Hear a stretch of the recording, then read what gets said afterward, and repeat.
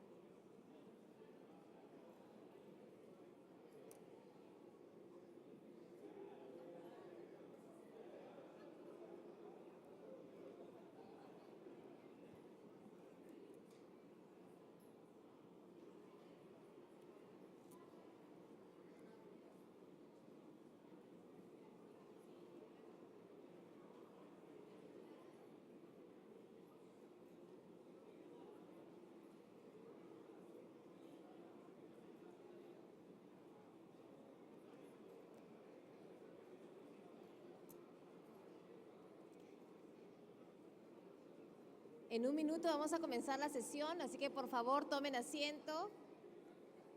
Si me ayudan atrás con las puertas.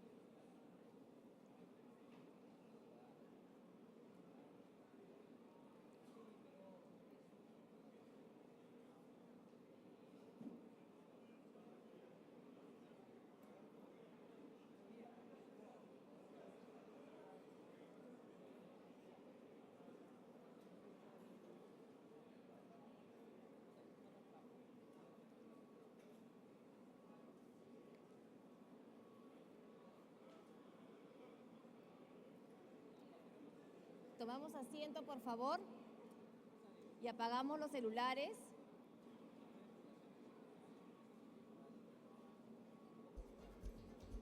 Vamos a comenzar con la sesión de educación.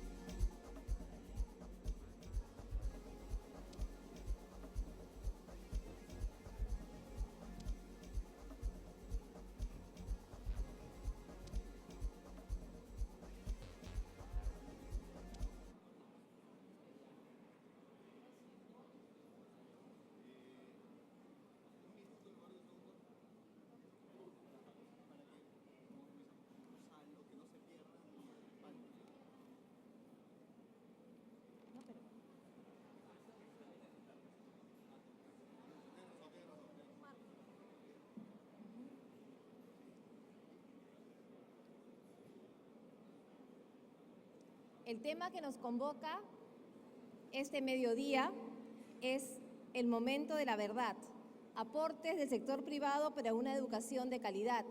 Y es innegable que en los últimos 20 años avances han existido, pero estos han estado concentrados en cobertura y en acceso. Hoy el gran reto es cómo brindar una educación de calidad.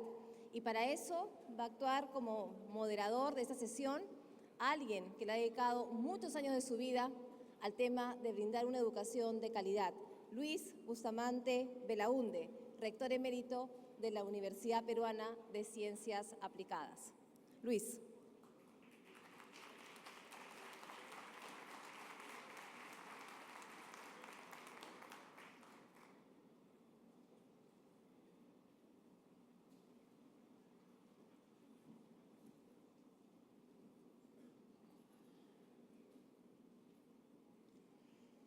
Buenos días. Si nos preguntáramos ahora cuál es el factor más crítico para alcanzar el desarrollo en nuestro país, estoy seguro de que prácticamente en forma unánime coincidiríamos en responder que es la educación. Y si preguntáramos cuáles son los medios más efectivos para potenciar ese desarrollo, también estoy seguro de que casi todos señalaríamos a la libre iniciativa y la inversión privada.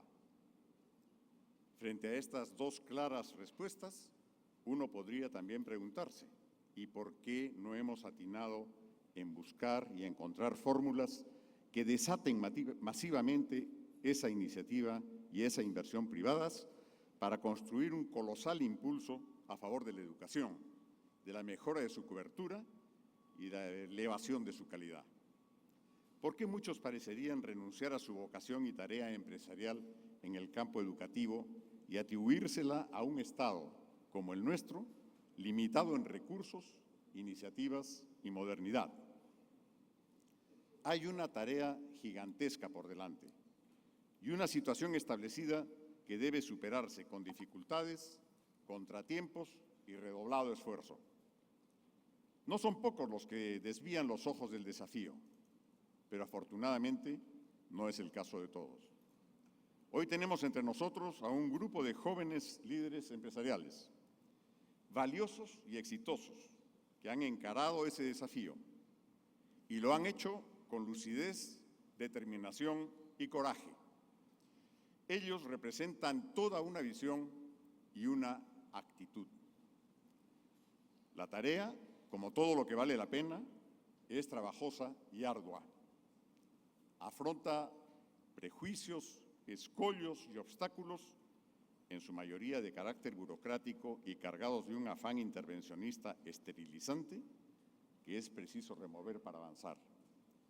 Como saben bien quienes gestionan centros educativos, ello insume buena parte de sus energías y de su tiempo y les demanda una lucha cotidiana contra el sinsentido y las trabas de una administración pública que no solo no camina, sino que impide que otros puedan hacerlo.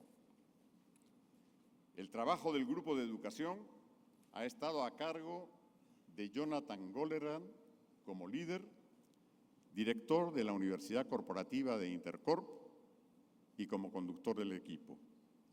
Álvaro Hensler, cofundador y CEO de Enseña Perú. Paul Neira, director del Instituto Apoyo.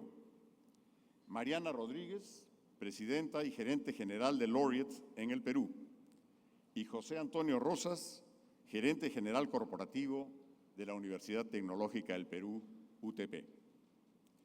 A cada uno de ellos quiero expresarles el mayor reconocimiento, a nombre de IPAE y en el mío propio, por el intenso y extraordinario trabajo efectuado, consiguiendo un espacio en sus recargadas labores cotidianas y contagiando su arrojo empresarial para la realización de un compromiso. Asimismo, un agradecimiento extendido a los demás miembros del grupo: Alejandro Belmont, Juan Manuel García Calderón, Karina Grusling y Daniela Raffo, y muy especialmente al apoyo recibido de Carlos Geren y Cristina Elías de Apoyo Consultoría, Daniel Peralta de IPAE Acción Empresarial, Daniel Olivares y Natalia Fuentes de copiloto y, cómo no, Marcela Moncloa de estímulos. Fernando Sabater apunta que la educación nunca es una mera transmisión de conocimientos objetivos o de destrezas prácticas, sino que se acompaña de un ideal de vida y de un proyecto de sociedad. Porque ello es así, la única forma de lograr que esa vida y esa sociedad para nuestros hijos y nietos estén a la altura de nuestros ideales y de nuestros sueños es remangándose, bregando y avanzando. Muchas gracias.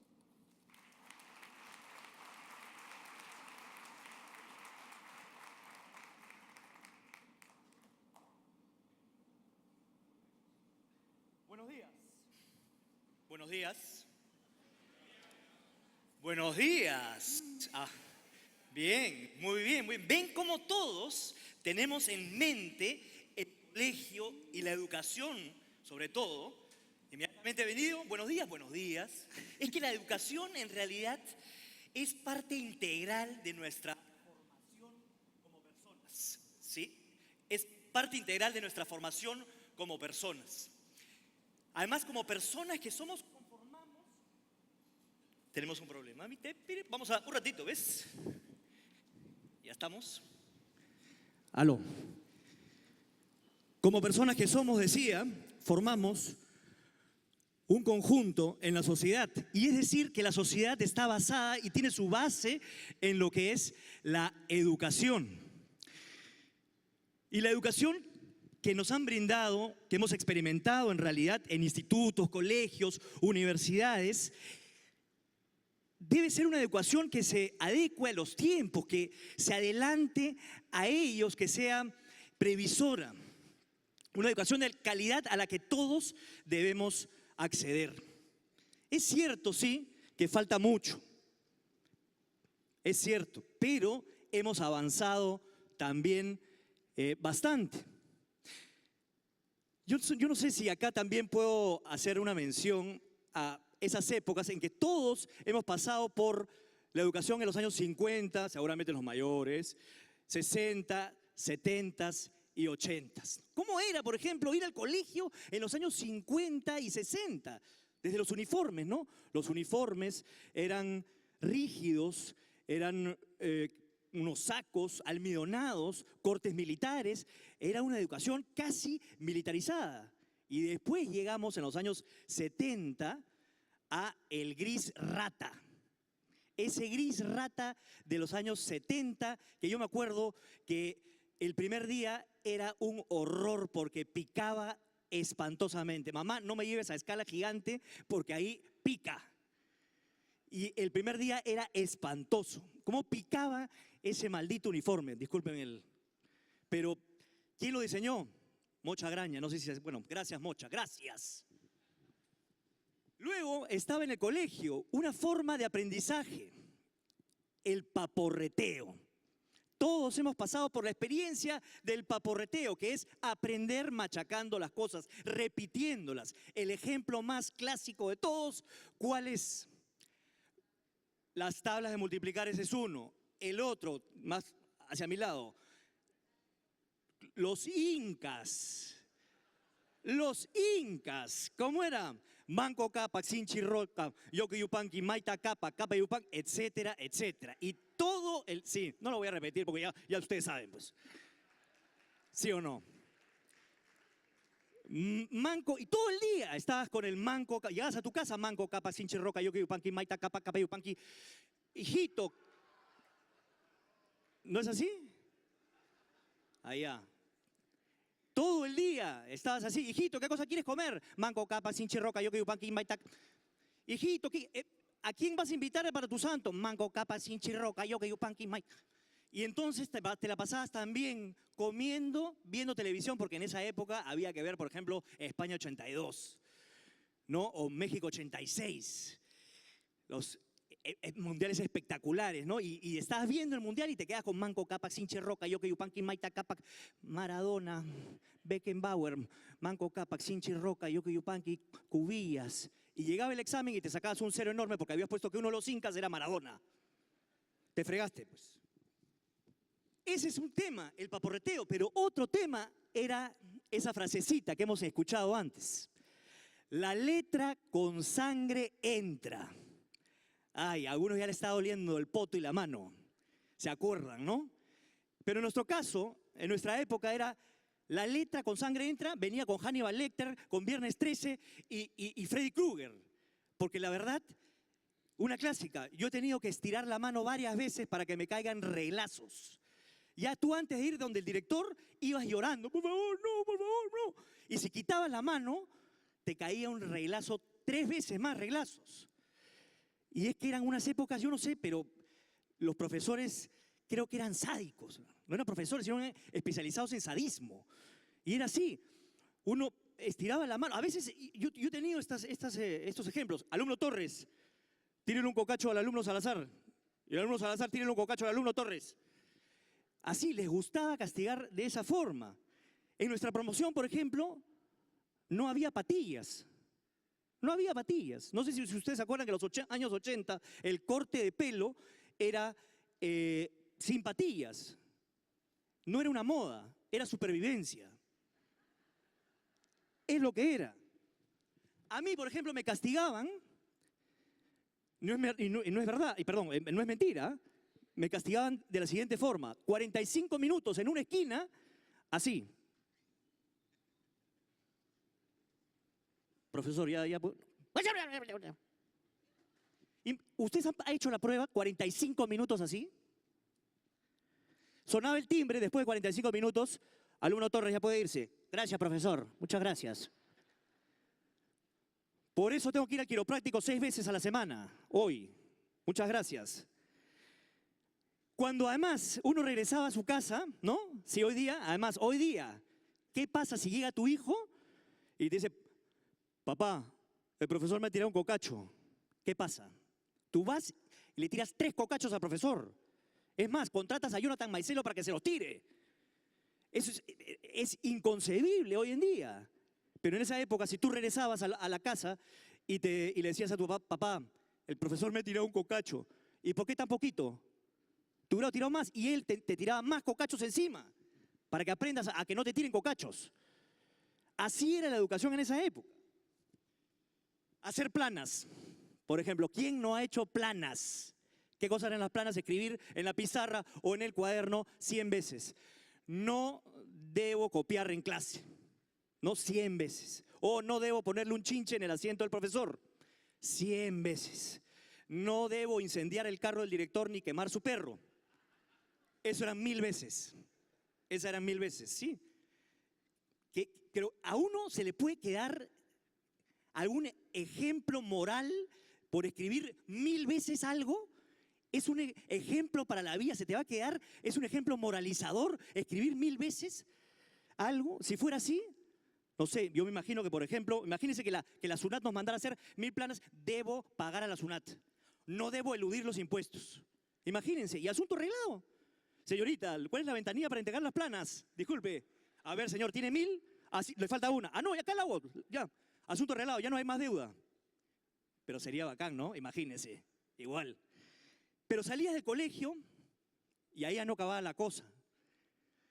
Después del colegio venía la universidad. Miento, venía la academia, que en realidad era una especie de mini colegio para aprender en 3 meses todo lo que no habías aprendido en 5 o 10 o 11 años de colegio. En 3 meses o de repente 6 meses. Ese era el abismo que había entre colegio y universidad. Finalmente, ingresé, o mejor dicho, pasé por el examen de admisión, que era como ir a la guillotina, en verdad. Era básicamente eso. En mi época, el ratio de entrada era 14-1. Y eso que después aumentó. 14-1 era yuquísima. Eso no era un examen de admisión, era un examen de no admisión. Las universidades no querían que ingreses. Han debido llamarlo el examen de se reserva el derecho de admisión. Porque la gente no pasaba 20 años tratando de entrar, ¿no? Y yo me acuerdo, el primer día, en mi primer examen, ¿no? Llegaba con mi lápiz mongol número 2, mi borrador de 2 colores y mi pañal. Impresionante, ¿no? Y las preguntas eran lo más difíciles posibles, ¿no? 2 esquimales se encuentran juntos, se suben a un tren avanza a 30 kilómetros por hora, el otro a 60. ¿En qué momento se encuentran y en qué momento se bajan? Y las respuestas eran peor. A, sí. B, no. C, sí y no. D, a veces. E, ¿cuál era E? Ninguna de las anteriores, pues, ¿ves? Era clásica. La única pregunta que me respondía era Manco Capa, Sinchirroca, Yoke Yupaki, Maitacap. Así era. Es la única pregunta que supe. Y cuando finalmente entré a la universidad dije yo, papayita. Dije, uy, facilísimo. Lengua 1, mi primera clase de lengua 1, qué bueno. Lengua 1, agudas, graves, esdrújulas. No, me hablaron de significado, significante, el signo es arbitrario. Dije yo, uy, la canción. De ahí me cambié a un instituto. Era más relevante para mí en ese momento, es verdad. Ese era otro tema en mi casa, ¿no? El instituto. Cuando le dije a mi mamá que me iba a cambiar a un instituto, me dijo, ¿qué? Ella pensaba que me iba a seguir una carrera criminal. Instituto, mi mamá le preguntaba, ¿tu hijo dónde estudia? En un instituto. ¿Cómo? En un instituto. Shh, no digas fuerte, no. En un instituto. Mi mamá pensaba que yo estudiaba en el Instituto Piedras Gordas. Así era de mal visto, imagínense. Pero bueno, terminé. Y aquí estoy, hablando frente a ustedes en el CADE. Lo que quiero decir es que los tiempos cambian. Y hemos avanzado mucho, como decía al comienzo. Y la verdad es que yo tuve el privilegio de estudiar en uno de los mejores colegios de Lima. Y me doy cuenta de ese privilegio, pero también me doy cuenta de que mis contemporáneos, algunos de mis contemporáneos no tuvieron ese privilegio. Y como decía al comienzo, la educación es la base de toda nuestra sociedad. La educación que hemos recibido hace 20 o 30 años nos ha hecho quienes somos el día de hoy. Soy un convencido de que la educación es una de las bases para que este país avance y progrese. Es lo que yo quiero para mi hijo. Por eso le doy una educación de calidad, pero también quiero que así como mi hijo tiene esas oportunidades, haya otros peruanos que tengan las mismas oportunidades que tiene mi hijo, haya nacido en donde haya nacido, sea quien sea y venga de donde venga. Las oportunidades, como ustedes bien saben, solo llegan una sola vez en la vida. Y las oportunidades para el tema de la educación están ahora presentes, abiertas frente a nosotros. Y estas oportunidades no hay que desaprovecharlas. Este es el momento de la verdad. Muchas gracias.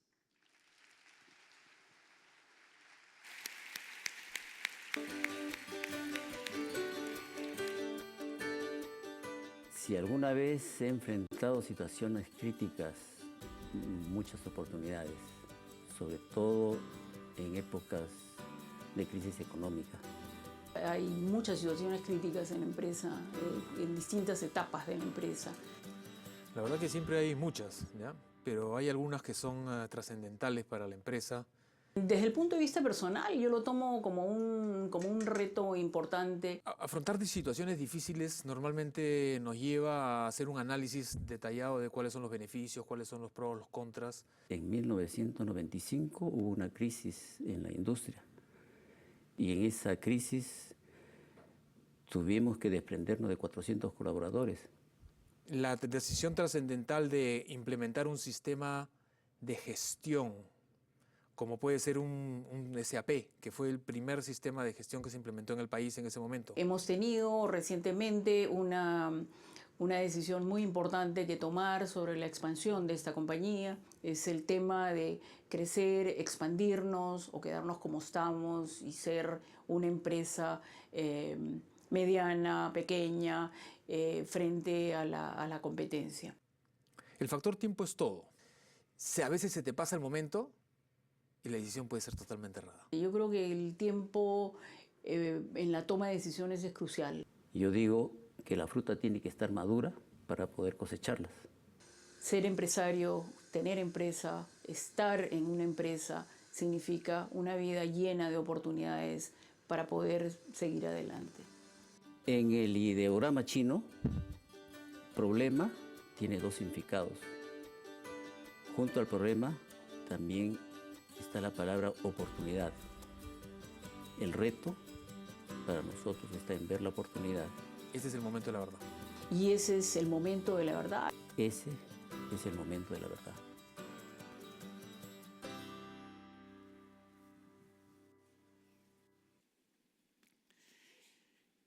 ¿Quién de ustedes no ha enfrentado un momento de la verdad en sus empresas? Una situación en la que saben que se juegan la vida del negocio. Lo que queremos transmitirles a ustedes hoy es que hoy como país nosotros estamos enfrentando un momento de la verdad, donde las decisiones que tomemos no solamente van a revelar lo que somos como sociedad, sino que además van a definir nuestro futuro como país, el futuro de nuestros hijos. Y ese momento de la verdad tiene que ver con lo que hagamos o dejemos de hacer en educación.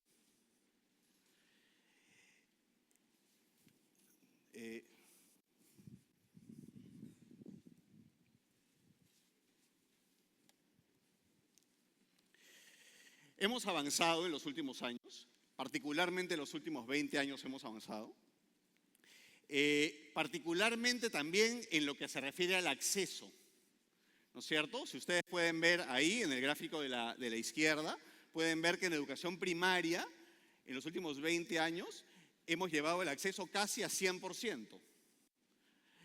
En educación secundaria también hemos avanzado significativamente y en educación superior tenemos un nivel de acceso a instituciones educativas de educación superior similar a la de los países de la OCDE. Estamos en el promedio de los países de la OCDE. Ahora, ese avance se debe principalmente al aporte o a la iniciativa privada. Ustedes pueden ver en la línea azul se puede observar cómo las instituciones educativas privadas, particularmente en este caso de educación superior, han ido aumentando progresivamente, mientras que las universidades e instituciones educativas de educación superior públicas se han mantenido constantes en términos de alumnos que tienen acceso a esas instituciones. El incremento en la educación superior en cantidad de alumnos se debe principalmente a la iniciativa privada. Y lo mismo sucede cuando hablamos de educación básica. Cuando hablamos de educación básica, se puede observar, igual la línea azul corresponde a las escuelas privadas, que han ido aumentando considerablemente en el tiempo, y hoy las escuelas privadas y las escuelas públicas, por lo menos en Lima, más o menos son un 50-50. Es decir, la mitad de las instituciones de las escuelas privadas, de las escuelas en Lima son privadas. Ahora, la gran pregunta es, en educación, en términos de acceso, pero ¿qué sucede cuando los alumnos llegan a las aulas? Y ahí es donde tenemos el real desafío. ¿Realmente están recibiendo lo que necesitan? ¿Realmente estamos en condiciones de darles educación de calidad?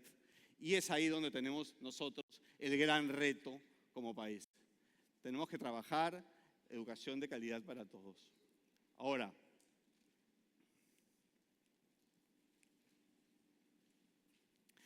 algunas evidencias de esta trágica realidad.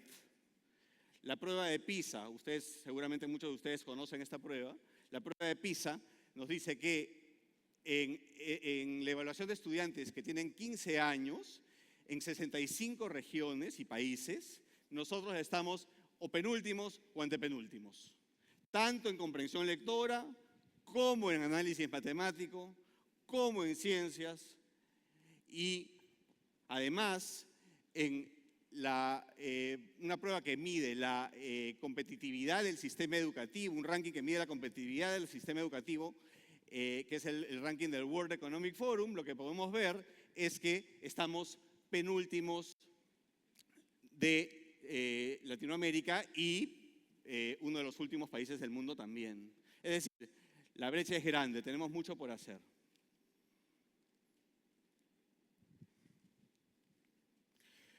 A nivel de maestros, ¿qué maestros tenemos en el sistema? Esta es la prueba del examen de ingreso a San Marcos hace unos años. Y lo que se puede ver es que el promedio de los que postulaban a San Marcos en medicina sacaban como nota en el examen 17. Los que postulaban al examen en educación secundaria sacaban en promedio 7. Esos son los maestros que ahora están educando a nuestros hijos o a nuestros niños. Ahora, estos maestros con déficit de educación básica, básicamente se refleja esos déficits en dos cosas. No alcanzan niveles adecuados en matemáticas básicas, es decir, el 86% de maestros del Perú no alcanzan niveles adecuados en matemáticas básicas y el 50%, prácticamente el 50% de maestros del Perú no entienden lo que leen. Esos son los maestros que están enseñándoles a nuestros niños. Y, claro, por eso no es tan complicado explicar que nuestros niños en segundo grado de primaria obtienen 15% de nuestros niños obtienen el nivel esperado en la prueba de matemática básica, solamente el 15%, 2% en Loreto, 15% en promedio, y que, claro, cuando salen de la escuela en secundaria, 2 de cada 3 alumnos no comprenden lo que leen, y cuando ingresan a las instituciones de educación superior, por supuesto que las instituciones de educación superior tienen un trabajo mucho más cuesta arriba para compensar esos déficits, de tal manera que cuando los alumnos salen de formarse en instituciones de educación superior y se enfrentan al mercado laboral, sucede lo que ustedes saben, el 80% de ustedes reporta que tiene dificultades para encontrar personal técnicamente competente y calificado. Sin embargo, como hemos visto, un gran problema, que esta es una tragedia, por supuesto, un gran problema trae consigo una enorme oportunidad. Y estamos nosotros en este país con una enorme oportunidad frente a nosotros. Y esa oportunidad tiene que ver con el bono demográfico. Y vamos a entender qué significa eso a partir de algunos gráficos que pueden ser ilustrativos. Miren, en el gráfico de la izquierda pueden apreciar que en el año 1981 nuestra estructura demográfica tenía forma de pirámide, ¿no es cierto? Había relativamente muchos niños para un porcentaje menor de adultos en edad productiva. ¿Y qué generaba eso? Generaba que los hogares tengan una alta carga sobre ellos, que tuviesen que mantener a un montón de niños y que tuviesen una gran dificultad para ahorrar excedentes. Era difícil invertir en educación de calidad en esas circunstancias. Pero la situación está cambiando significativamente.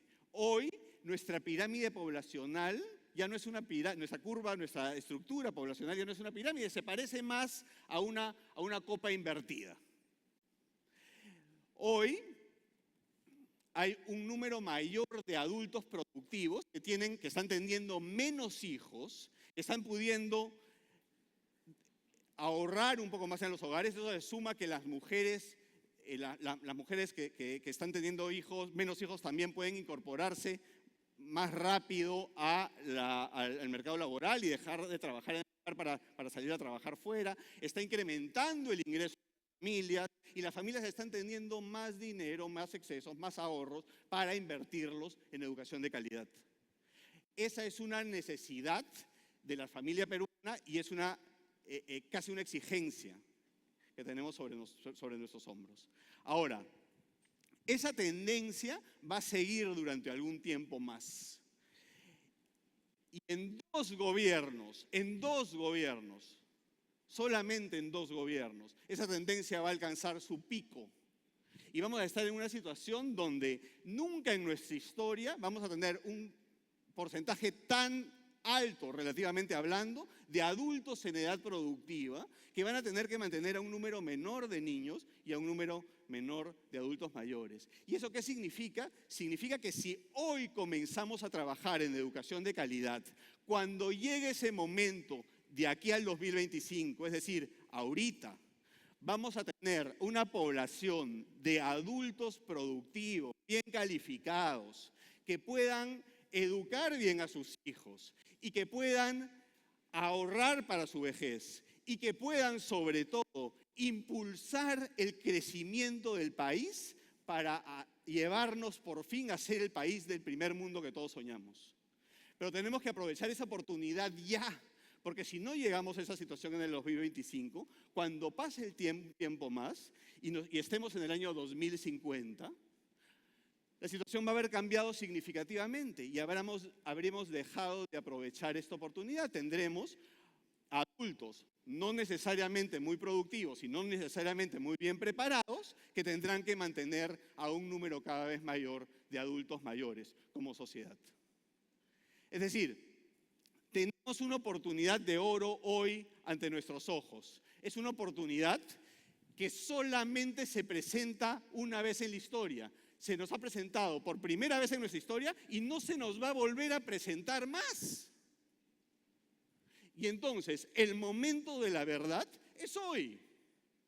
Hoy tenemos que prepararnos como sociedad para llegar a ese 2025 bien equipados. Y eso implica trabajar por una educación de calidad. Pero ¿por dónde comenzar?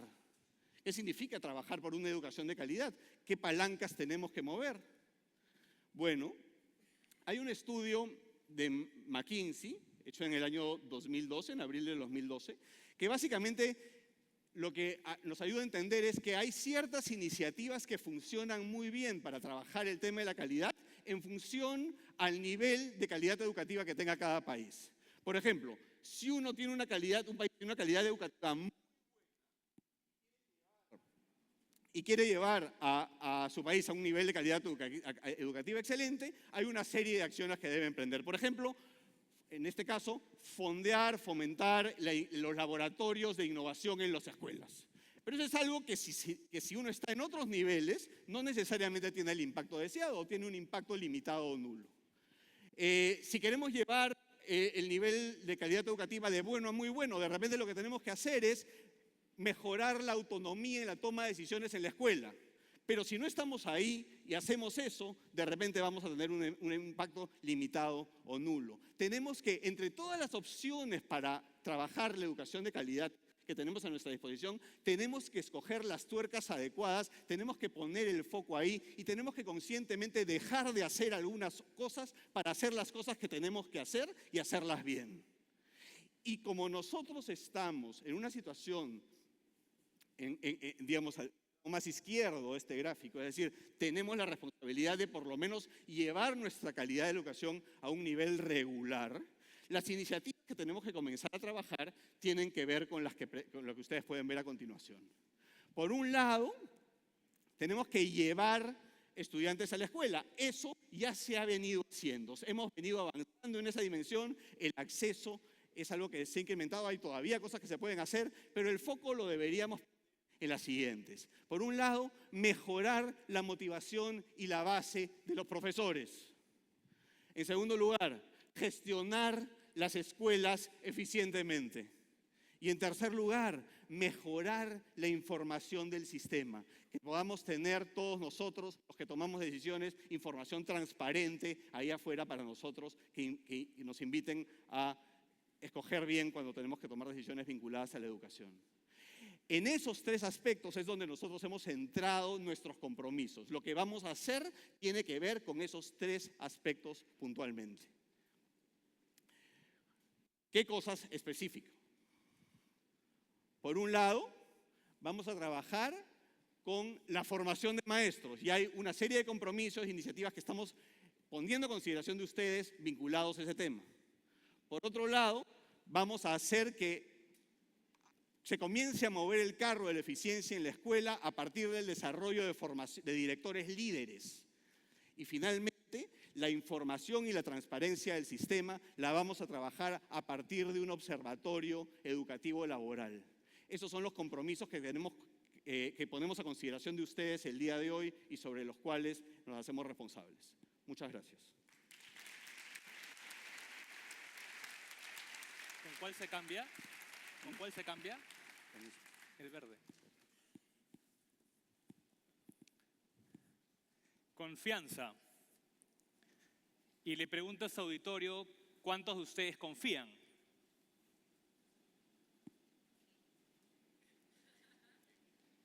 Y parece que no muchos. Y les voy a pedir un acto de confianza a ustedes y les voy a pedir, por acto de confianza, que todos se pongan de pie. ¿Ok? Les pido no converse con su compañero al costado por ahora y que confíen lo que vamos a hacer. Les pido que tomen distancia de sus compañeros, de al costado, hagan distancia también hacia adelante. Muy bien. Pero está un poco desordenado aún el salón. Los alumnos de al fondo, por favor, también les pido que tomen distancia. Ok, quiero que miren alrededor, se detengan a ver quiénes están a su alrededor, en su círculo cercano, en el más lejano, quién está atrás. Ok, ahora quédense de pie y vamos a ir por este lado. Y les voy a pedir a la fila 1, a la fila 2 y a la fila 3 que tome asiento. Solamente esas filas, estas no. A los señores expresidentes y PAET, estas filas no, solamente este sector.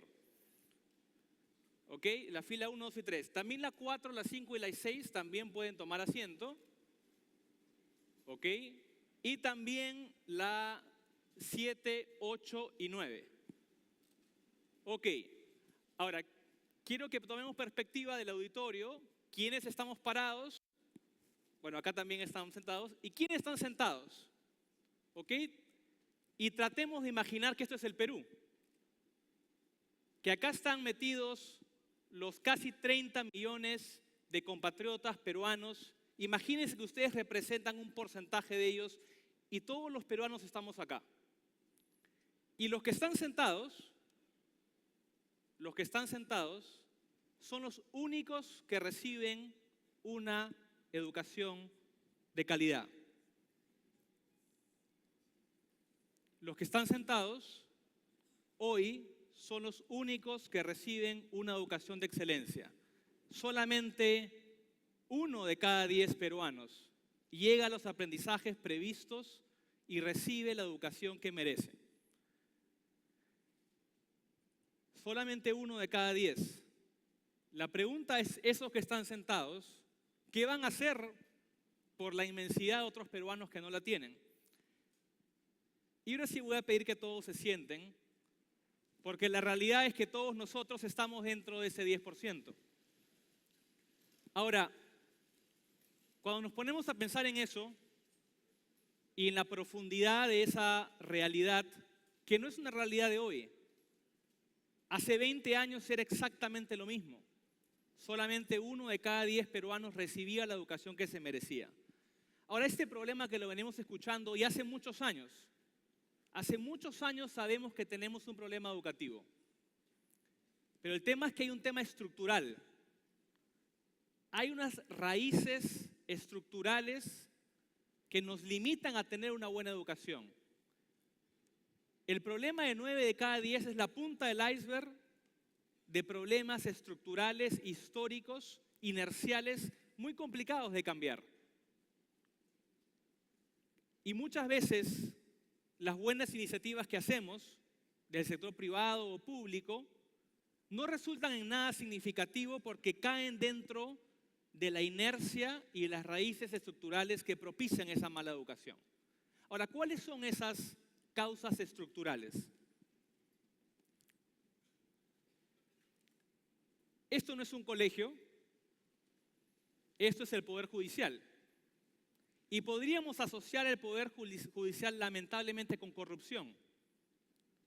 Pero la realidad es que según varias fuentes y estudios, el sector más corrupto en realidad es educación y no es justicia. Desde las aulas, desde las direcciones de colegios, las oficinas locales y regionales, el sistema educativo peruano está plagado de corrupción.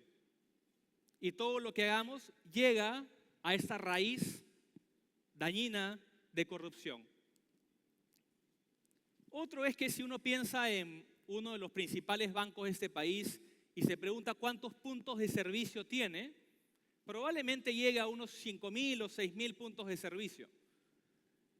Y es tremendamente riesgoso y complejo manejar un sector de ese tamaño.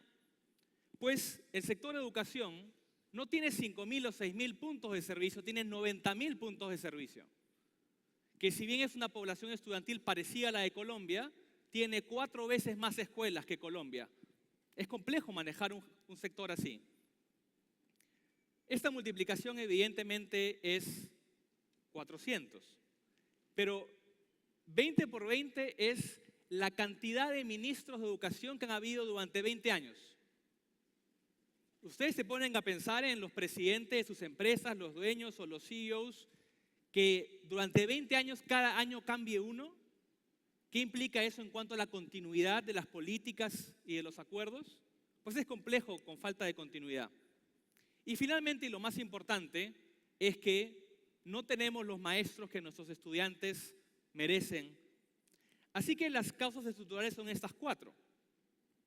Muy difíciles, muy inerciales, que realmente socavan cualquier buena iniciativa. Ahora, ¿cuál es la más importante? Porque aparte de estas 4 pueden haber 1001 ideas, iniciativas para poder darle un salto cualitativo a nuestra educación. Pero ¿cuál es la más importante? En el estudio de McKinsey previo al que mencionó Jonathan, la conclusión es que por lejos lo más importante es cuán efectivo es un maestro en el aula de clases. Cuán efectivo es con los alumnos en su aprendizaje estos maestros. Entonces, en realidad la clave está en cómo reclutar a los mejores y formarlos de la mejor manera para que atiendan a nuestros estudiantes. Y la pregunta es si lo estamos haciendo. El otro día me fui a hacer unos exámenes al centro de Lima y caminaba por un parque y había un señor lustrabotas y yo estaba con los zapatos un poco sucios. Entonces me senté un ratito y le dije que si me podía lustrar los zapatos. Lo lustró muy bien, se demoró poco tiempo en hacerlo y al final le dije ¿cuánto cuesta?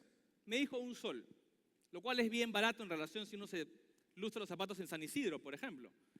Le pagué el sol y caminando al Metropolitano sacaba cuentas porque aparte le pregunté cuántos servicios hacía al día y saqué cuentas que un lustrabotas, este lustrabota Williams en el centro de Lima, gana exactamente igual mensualmente que un maestro público. Gana exactamente igual. Y uno diría, bueno, con los años ganaría más. Bueno, en el Perú, en el mejor de los casos, después de 40 años, un maestro público que comienza ganando igual que un lustrabotas, como máximo va a ganar 5.000 soles en 40 años. La pregunta es si hay un incentivo real para que los mejores quieran ser maestros en el Perú.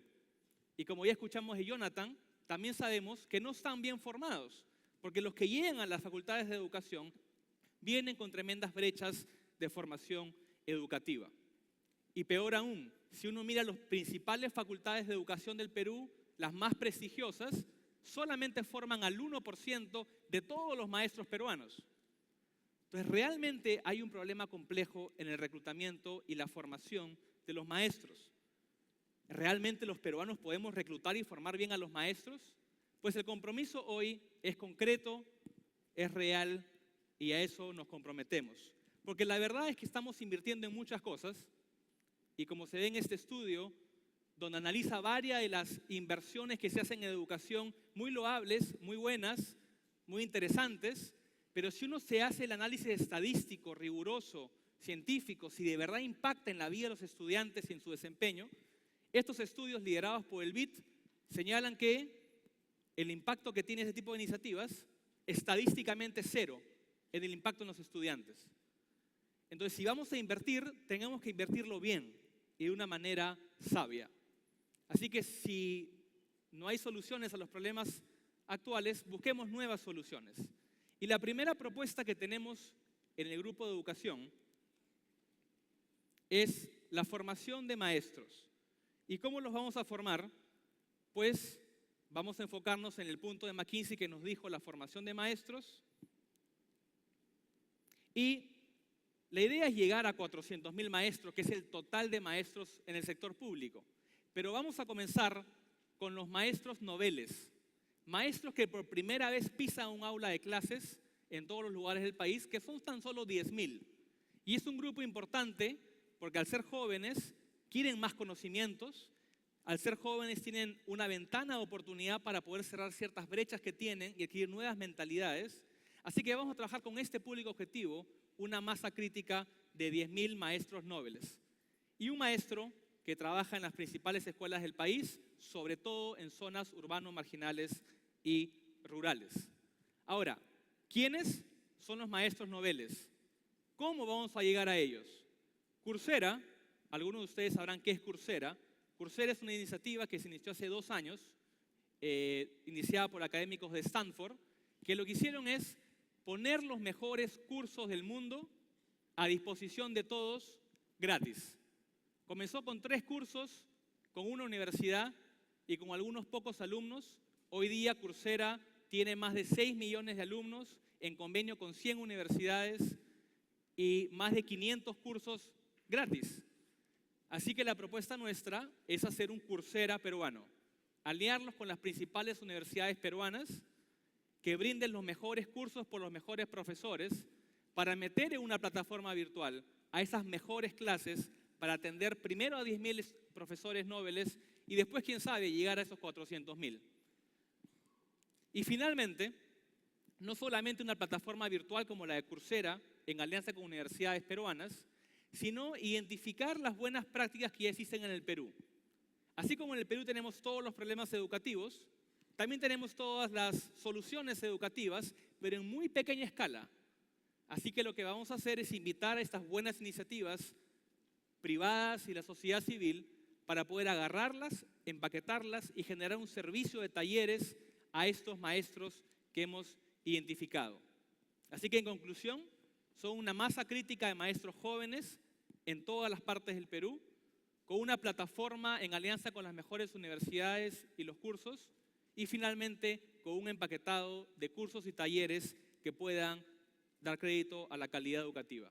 Este proyecto, el primero de este grupo, va a estar gestionado por Enseña Perú, el movimiento de profesionales que contribuye con la educación, en alianza y como equipo del consorcio de Consigna, que integra la Universidad del Pacífico, la Universidad Ruiz de Montoya, Fe y Alegría, la UPC y también USIC. Esa es la primera iniciativa que presentamos en educación, con la idea de que ojalá en 20 años, no 1 de cada 10, sino que 8 de cada 10 peruanos reciba una buena educación. Hicimos una encuesta gracias a Ipsos, donde preguntamos a gente como ustedes si pensaba que esa visión era posible. 90% respondió que sí era posible. Lamentablemente, solo 12% respondió que percibía que el sector privado hacía lo suficiente. Creo que el espíritu de Paracas nos motiva a hacer mucho más. Y dado que somos un país tremendamente bendecido, seamos de bendición para que nuestros compatriotas y cada peruano tenga una educación de calidad. Muchas gracias.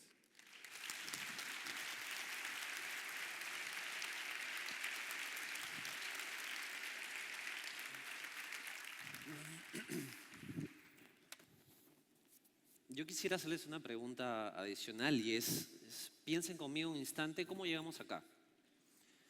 Obviamente no en carro, ¿no? Pero es este proceso que ha sucedido en cada una de las vidas y las trayectorias profesionales de ustedes, en las cuales, y les sorprendería qué tan similar es las historias de cada uno de ustedes. Una primera cosa es que han estudiado en un centro donde buscaron una formación de calidad. Pero no solo eso, sino que una vez que terminaron eso, entraron a trabajar a una empresa y fueron ganando experiencia, responsabilidad y autoridad en el proceso de crecimiento profesional. Y en un momento determinado se dieron cuenta que necesitaban estudiar para focalizar lo que ustedes habían descubierto que era su línea de carrera. Hicieron una maestría, algunos otros estudios de especialización. Y en el proceso fueron ganando cada vez más responsabilidad, más experiencia. Tuvieron la ventaja de tener jefes que los ayudaron a tomar mejores decisiones, que los enseñaron, los hicieron crecer en este proceso. Y fueron llegando hasta donde estaban sentados ustedes. Personas con autoridad, personas con responsabilidad, personas que dirigen equipos talentosos, personas que están preocupadas constantemente en el core business y consiguen resultados, porque si no, no estarían sentados aquí. Por eso es que llegamos aquí. Ahora les pregunto, imagínense una corporación que tiene 256 CEOs que se han distribuido el territorio geográfico que tienen que atender. Estos 256 CEOs tienen a su vez debajo suyo 40.000 gerentes, como ustedes. Personas que tienen en su responsabilidad administración, gestión de personal, marketing, relaciones comunitarias, crecimiento de la cultura. Pero que además, aparte de todas esas acciones, tienen sobre sus hombros la responsabilidad absoluta del resultado de esa empresa. Y no es que los 40.000 gerentes estén divididos en administración, recursos humanos, marketing. No, es cada uno de estos gerentes tiene en sus hombros cada una de estas responsabilidades. Ahora bien, estos gerentes, con estos CEOs, atienden a 9 millones de clientes todos los días, de lunes a viernes, de 7:45 a 3, a 1, a 2 de la tarde, dependiendo de la zona geográfica donde se encuentren. Y tienen que hacer eso todos los días. No es como un comprador que va a comprar jabón en el mercado y que ahí tú tienes un punto de venta, pero digamos, tienes que esperar 15 minutos a que aparezca el comprador. Estos clientes son minuto a minuto exigiéndole a estos gerentes toma de decisiones, resolución de problemas, porque eso es lo que tienen que hacer estos gerentes. 9 millones todos los días, de lunes a viernes. Ahora, pero avancen un poquito más conmigo. Imaginen que estos gerentes tienen que hacer todo lo que les acabo de contar y todo lo que hacen ustedes, pero sin formación. O sea, no tuvieron el privilegio de pasar por el proceso de ir a estudiar específicamente un lugar, a tener cursos especializados para aprender a tomar decisiones. No tuvieron una persona que los acompañó en el proceso, que les enseñó, que estuvo dispuesta a aceptar los errores, porque sabe, su mentor, de que los errores se enseñan. Pero además no tienen capacidades. O sea, el stock de capacidades que ustedes han ido acumulando en el tiempo, estos gerentes no los tienen, desafortunadamente. Y además también no tienen soporte alguno. O sea, la estructura que está alrededor de ellos, es decir, le dan el encargo a la gerencia y dicen, bueno, señor, por si acaso tienes que cambiar los resultados de la compañía. No, pero yo necesito ayuda, tengo un departamento de recursos humanos. No, esa es tu responsabilidad. Ese es tu trabajo. Yo no te puedo ayudar, no tengo capacidad para darte un soporte alguno. Y además, digamos, tienen normas cambiantes y absolutamente interpretables. Ese es el contexto en que se mueven estos 40.000 gerentes, que tienen esta responsabilidad, además, entre sus manos, de que todos los retornos del negocio pasan por estos gerentes. No más arriba, sino sobre estos gerentes. Entonces, ¿qué podemos hacer? ¿Qué hacemos? Esos gerentes que les mencionaba son cada uno de los directores de escuelas públicas en el Perú. Ellos tienen que enfrentar este contexto día a día, minuto a minuto. Entonces, lo que necesitamos para poder cambiar esta historia es tener directores líderes formados, gente con capacidades como ustedes, gente con un contexto que los ayude a mejorar, con un acompañamiento que los vaya haciendo ser mejores en sus tomas de decisiones, en crear cultura dentro de la escuela para el cambio. Porque de nada va a valer tener intervenciones específicas en ciertas áreas si es que el gerente no tiene la fuerza y el empuje para que eso dé un resultado. El líder que tiene clara la visión, el líder que además va alineando todo para que se logre eso. Los cursos que planteamos en Coursera no van a tener el efecto total que estamos buscando si es que no hay un líder que empuja el tema, que se compre el pleito. que genera ese movimiento mágico de cambio. Entonces tenemos que formar líderes, directores líderes con capacidad, con modelo de gestión, con instrumentos que le ayuden a gestionar, con un contexto que lo empuje a crecer más cada día. Entonces, lo que hemos pensado es, ¿qué puede hacer este director líder que tenemos en mente? En primer lugar, y fundamental, es mejorar la cultura de la escuela. Una escuela orientada al logro, una escuela a la mejora de los aprendizajes. Y no tener a directores que se pasan 95% del tiempo empujando papeles en trámites administrativos. Y eso es lo que hacen, 95% del tiempo empujando papeles, literalmente. El segundo elemento que queremos traer es que todos los recursos a su disposición, como es un líder y un gestor, orientados explícitamente a los aprendizajes y a la mejora de estos. Si es que un director logra, y hay estudios suficientes para probar de que cuando un director es líder y tiene la orientación y maneja la cultura, lo que sucede es que el impacto directo en los aprendizajes puede ser hasta el 20% de crecimiento. Es decir, como decía Jonathan, estamos en 12,8% en matemáticas. Si es que tenemos un gestor líder como director, puede hacer de que eso se convierta en 38%. Solo con la acción única de un líder, de un director, de un gerente, de un tomador de decisiones con capacidades. El tercer elemento es que obviamente cuando esta persona está empoderada con esta capacidad, va a poder abrir el colegio, esta caja negra de la escuela pública, para que no haya coeficiente de rozamiento para el cambio, de que no haya obstáculos para que el cambio entre y fluya y, orientado con su gestión, vaya a los resultados de aprendizaje. Entonces, lo que nosotros planteamos como iniciativa es un sistema de formación en servicio a directores. ¿Qué características tiene? Es una mesa de 4 patas, ¿de acuerdo?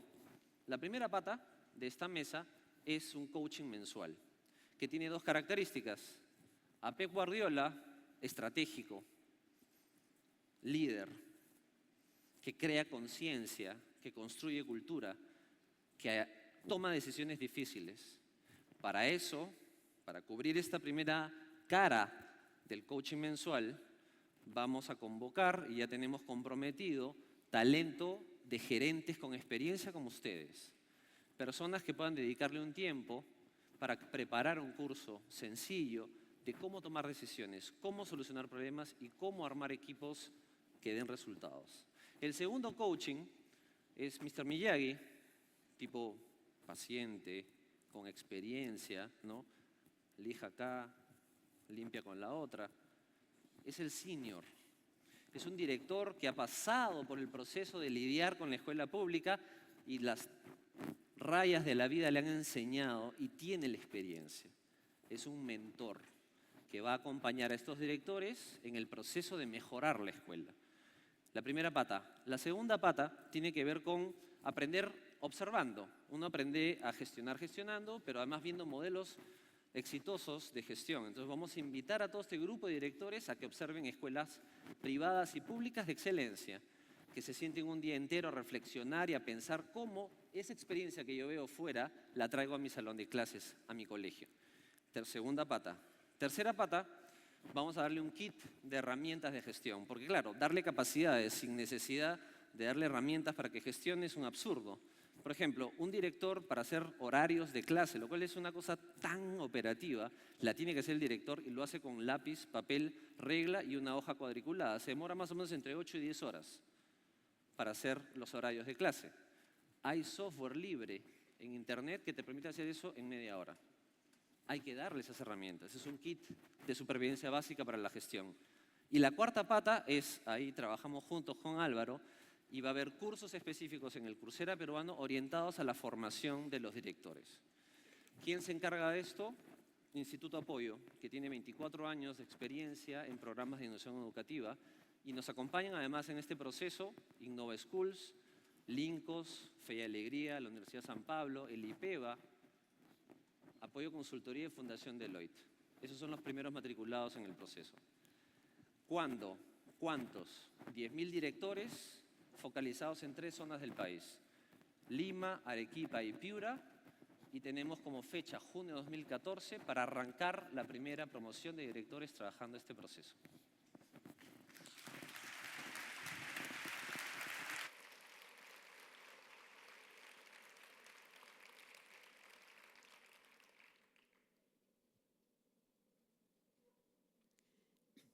Tenía 5 años cuando me hicieron esta pregunta. ¿Qué quieres ser cuando seas grande? Y yo la contesté con una absoluta contundencia. Yo quiero ser una señorita de supermercado. A los 5 años, esta ocupación me parecía absolutamente glamorosa. Y la gracia, la ocurrencia, me ganó un set completo de supermercado con maquinita registradora que hacía ping, con dinero de papel, artículos de plástico y canastitas para mis clientes. Solo 10 años después, a jóvenes entre los 15 y los 17 años de edad, le hacemos la misma pregunta, pero puesta de esta manera. ¿Qué vas a estudiar? Y esta pregunta ya no va a la casa de una ocurrencia.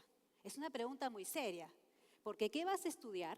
Realmente es, ¿qué ocupación profesional voy a tener en el futuro que me dará grandes satisfacciones personales, que permitirá que tenga independencia económica y que además será el vehículo para mi contribución a la sociedad?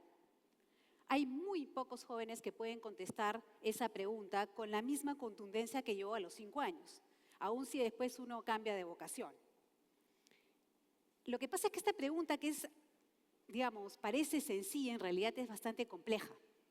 A ver, ¿cuántos de ustedes tienen familiares, ya sea hijos, hermanos, primos, sobrinos o nietos, que están enfrentando esta gran decisión?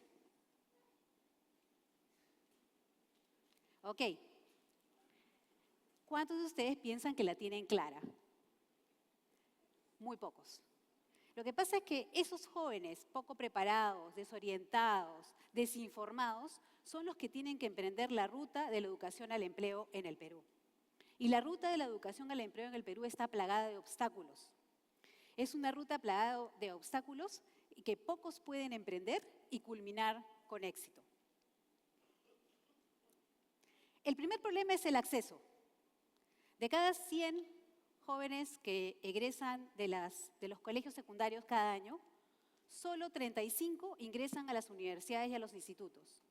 Bueno, como dijo Jonathan, en términos de acceso hemos avanzado muchísimo, pero de todas maneras estamos dejando fuera del sistema a muchos jóvenes, ya sea porque no tienen una preparación escolar suficiente para enfrentar estudios universitarios, porque no tienen los medios económicos para solventarlos, o simplemente porque hay un déficit de oferta educativa en donde viven o trabajan.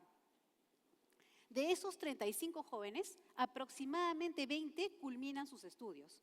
Se nos van quedando en el camino, otra vez, porque no tienen una preparación escolar adecuada que les permita enfrentar las demandas de la educación superior, o porque en el camino cambia la situación familiar y entonces ya no pueden seguir solventando sus estudios, o simplemente porque tomaron una muy mala decisión al momento de escoger su carrera o escoger su centro educativo y se desaniman, se desalientan y abandonan. No sabemos a ciencia cierta cuántos de estos 20 jóvenes tienen una inserción laboral adecuada, entendida como aquellos jóvenes que cumplen a cabalidad los requisitos del mercado laboral. Hay jóvenes que egresan de nuestro sistema con una calidad excelente. Los tenemos representados acá y están en sus empresas. Pero ustedes mismos nos dicen, son muy pocos. La mayor parte de estos alumnos que se van quedando fuera de la inserción laboral lo hacen porque egresan de instituciones educativas que no cumplen con los estándares mínimos de calidad y por lo tanto no los forman profesionalmente. O porque egresan de instituciones educativas que tienen modelos anticuados y no desarrollan en ellos las competencias blandas, como por ejemplo trabajo en equipo, pensamiento crítico, comunicación, que son tan críticas para tener éxito en el mercado laboral. O simplemente porque se gradúan de carreras que están sobresaturadas, donde hay una sobreoferta de profesionales y no logran insertarse adecuadamente. Y la verdad sea dicha, con solo 2 de cada 10 jóvenes peruanos que van a engrosar las filas del capital humano profesional en este país, no la hacemos. El mapa del capital humano que publicó recientemente Perú 21 nos muestra cifras impresionantes de la demanda laboral insatisfecha en este país. Pero no solamente tenemos un problema de brecha laboral, también tenemos un problema de descalce entre la oferta y la demanda. Y esto está mapeado por regiones. Esto nos pone en serias dificultades para poder llevar adelante y tomar las grandes oportunidades que tenemos. Pero esta no es la única consecuencia de los problemas que enfrentamos en el sistema educativo. Existen en el Perú alrededor de 800.000 ninis. Los ninis son jóvenes que ni trabajan ni estudian. Y a estos jóvenes que no tienen un gran panorama de futuro, probablemente una alternativa, las pandillas pueden resultar ser la única alternativa que tienen para encontrarle un sentido de propósito a sus vidas. Un sistema educativo que no tiene eficiencia se traduce en subempleo. Sin ciudadanos educados, este país no puede aspirar a fortalecer sus instituciones, no puede aspirar a elegir correctamente a sus gobernantes, no puede aspirar a desterrar la corrupción.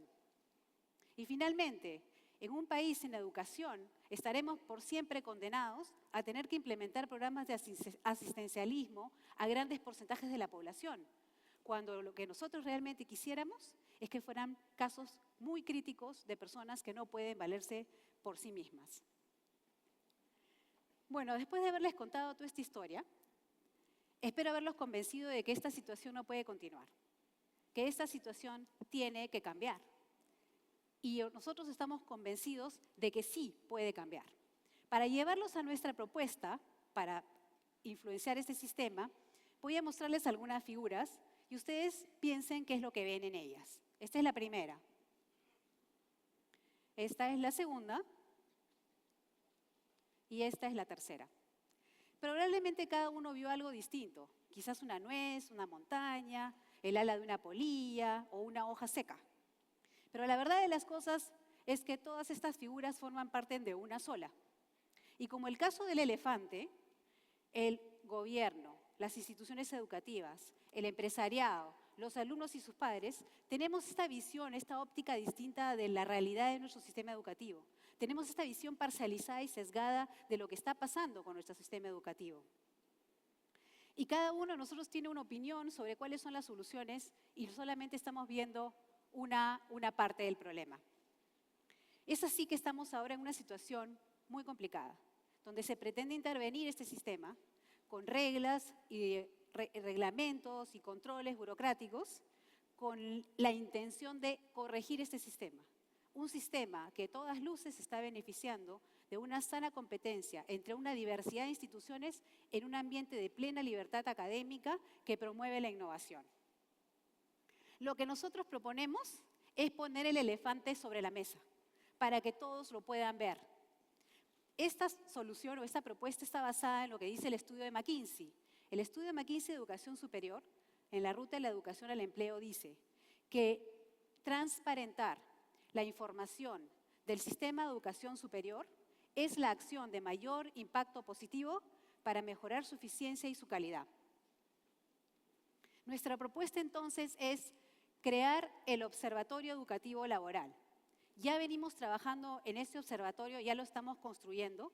El gestor es el Centro por la Educación de IPAE, Acción Empresarial. Ya tenemos estudios, ya tenemos encuestas, ya tenemos algunas ideas de cómo irlo construyendo con la idea de lanzarlo en mayo del 2014 en el CADE Educación. Este Observatorio Educativo Laboral será un portal web de acceso gratuito que dará información acerca de la calidad del sector de la oferta educativa y las oportunidades de la demanda laboral. En este observatorio, los jóvenes podrán encontrar información acerca de cifras de empleabilidad e ingresos promedio por carrera y por centro educativo. Podrán encontrar información acerca de las carreras de mayor demanda y, en general, información que les sea útil para que en el momento que tienen que tomar esa decisión tan importante en sus vidas, lo hagan desde una posición informada, alineada con sus intereses y con la realidad de su situación. El compromiso con la transparencia no es fácil, porque ser transparente significa ser vulnerable, es mostrar quizás a ciertos aspectos de ti mismo que tú no quieres mostrar o que otros vean. Pero ya hemos logrado que universidades e institutos que están listados acá, todas pertenecientes a los gremios de FIPES y ASISTE, se comprometan en colaborar y en abrirse para hacer que este observatorio educativo laboral sea posible. Pero con ellos no es suficiente. Necesitamos que ustedes también se comprometan con nosotros. El Observatorio Educativo Laboral tiene varios objetivos. Básicamente, remover los obstáculos de la ruta de la educación al empleo. Lograr que más jóvenes egresados de colegios puedan ingresar al sistema educativo y lo hagan mejor preparados y mejor informados. Lograr que las instituciones educativas se enfoquen en mejorar la calidad entendida como la eficiencia de sus egresados en el mercado laboral. Lograr que ustedes, los empresarios, se involucren con nosotros, los que estamos en el sector de educación, para lograr mejorar la calidad del sistema y la inserción laboral de estos chicos. Y finalmente, lograr que el gobierno tenga un rol promotor en lugar de un rol controlador. Eso es lo que pretendemos hacer con nuestro Observatorio Educativo Laboral. Y la verdad de las cosas es que lo podemos hacer porque en el fondo todos queremos lo mismo. Todos queremos que no importa lo que cualquier niño peruano sueñe en ser cuando sea grande, que la ruta a sus sueños no esté plagada de obstáculos, sino de oportunidades, de incentivos y de apoyo. Porque lo que todos nosotros necesitamos es que exista, que se pueda en muy corto tiempo elevar a 50% el número de jóvenes que pueden aspirar a vivir un día glorioso de graduación y estar preparados para enfrentar el mundo laboral. Y porque lo que nosotros todos sabemos es que solo con educación el Perú y la marca Perú podrá ser un símbolo de prosperidad, de desarrollo y de bienestar para todos los peruanos. Gracias.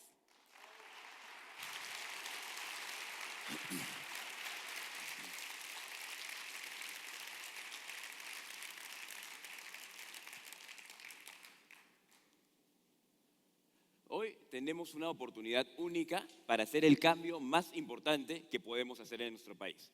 No la podemos dejar pasar. Como explicó Jonathan hace un momento, el bono demográfico se presenta una sola vez en la historia de un país y hoy se nos presenta a nosotros.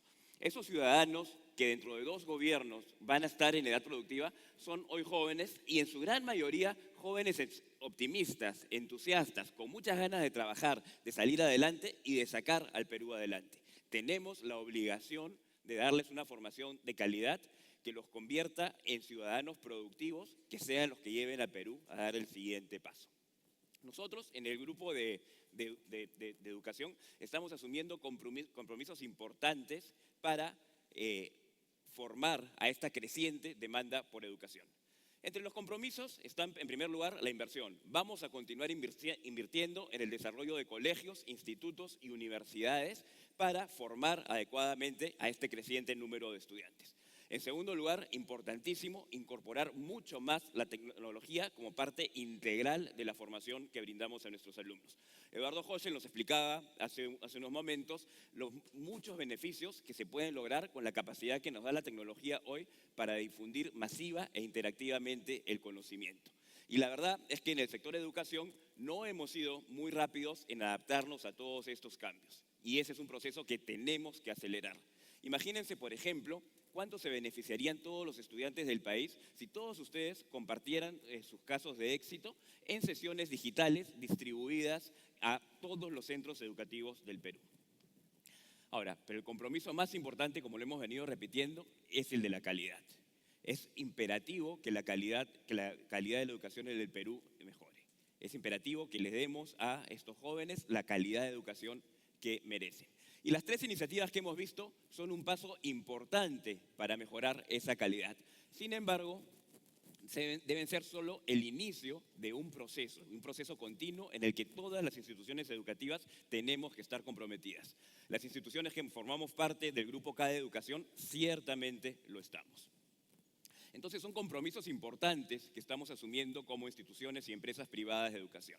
Sin embargo, como hemos visto ya repetidamente, la situación es sumamente compleja e involucra a muchísimas personas y por lo tanto, solos nosotros no vamos a poder emprender la gran mejora que necesitamos.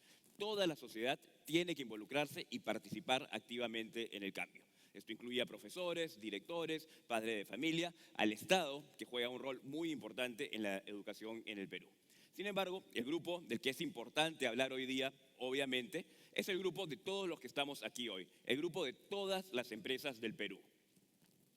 El rol de las empresas peruanas en la educación es fundamental. Es esencial que las empresas participen mucho más activamente en este proceso de mejora de la educación. Hemos visto en la encuesta que presentó Álvaro que ustedes están de acuerdo, el sector privado no participa lo suficiente. Bueno, es el momento de comenzar a participar más. Todos sabemos que el recurso más importante con el que puede contar una empresa, con el que cuenta un país, es su gente. Entonces tenemos que comenzar a invertir de verdad en el desarrollo de este gran recurso. Como la mayoría de ustedes, hasta hace un año yo no participaba directamente en el sector de educación y veía los rankings de educación, la situación como un problema enorme para el país, como una gran frustración, pero como un problema que le correspondía a otros resolver. Piensen en cómo nos sentimos cuando la selección peruana no clasifica a un mundial por enésima vez.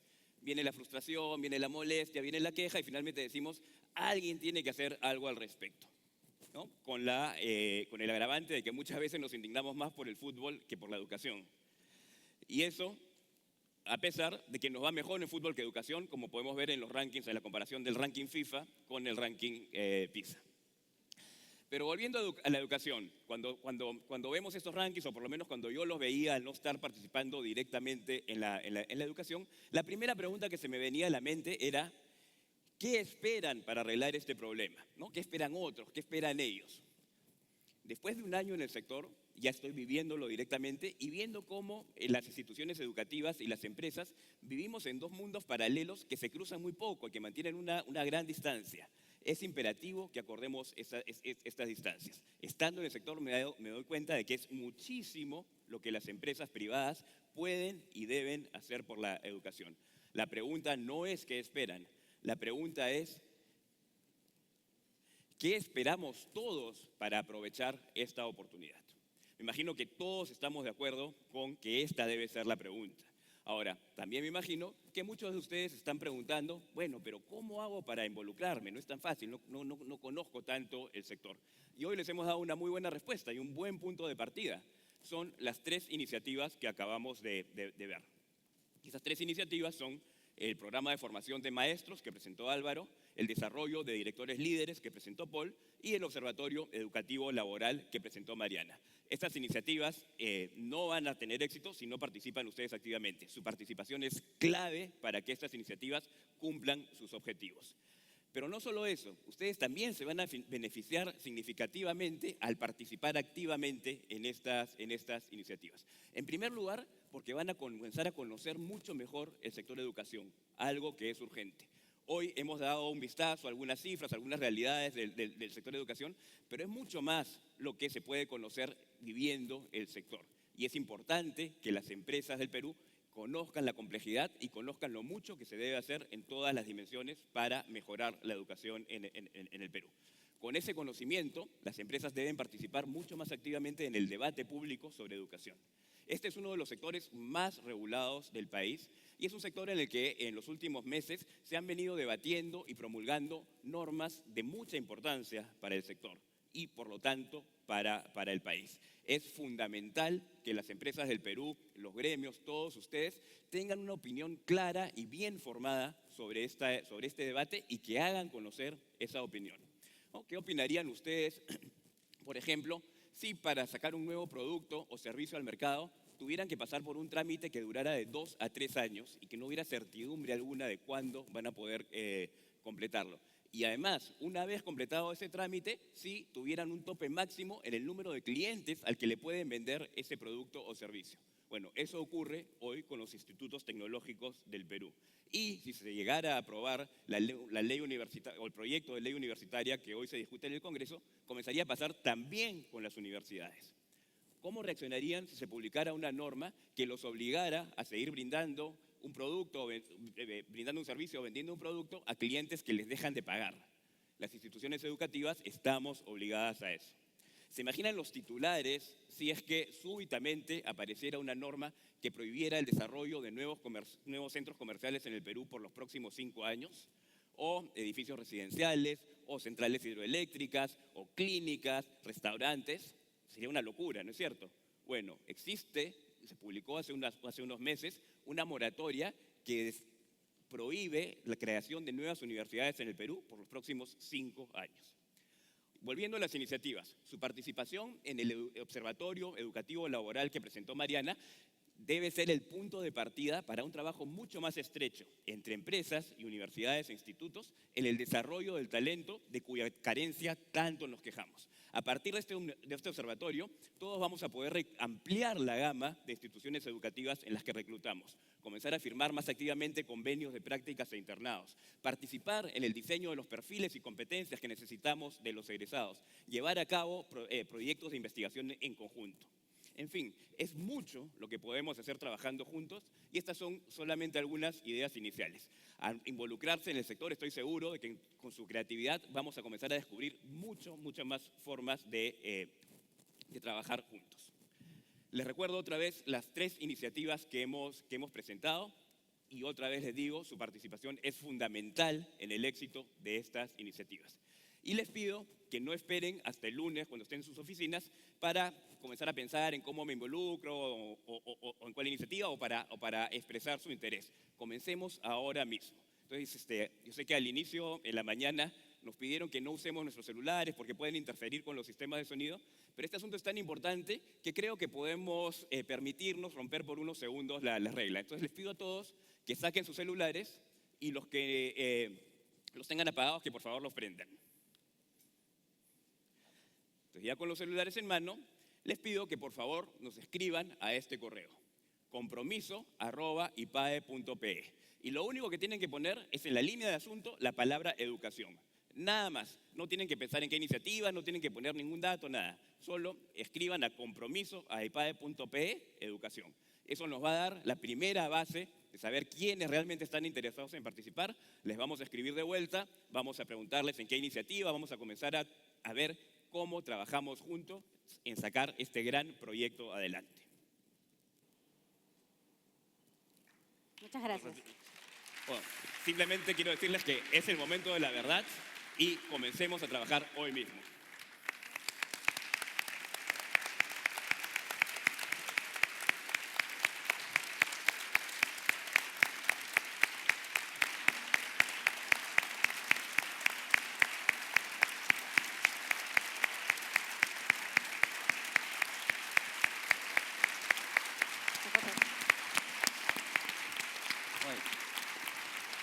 La foto.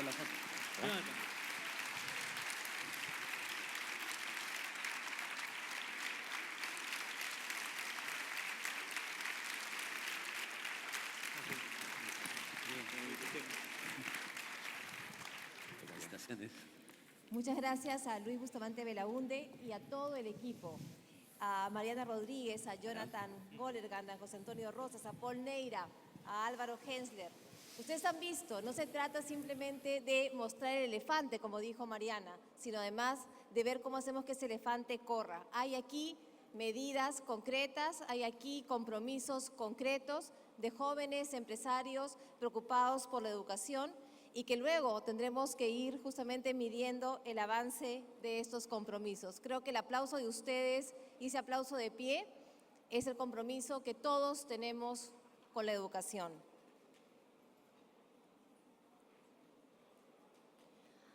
Queríamos agradecer a Claro por el coffee break de la mañana, sin el cual no hubiéramos podido llegar a esta hora. Y los invitamos a todos al almuerzo que va a ser ofrecido por la empresa Bacus. Los esperamos de regreso a las 3:15 de la tarde y los dejamos con esta maravillosa visión de Paracas. Ojalá que se puedan contagiar con el espíritu de Paracas.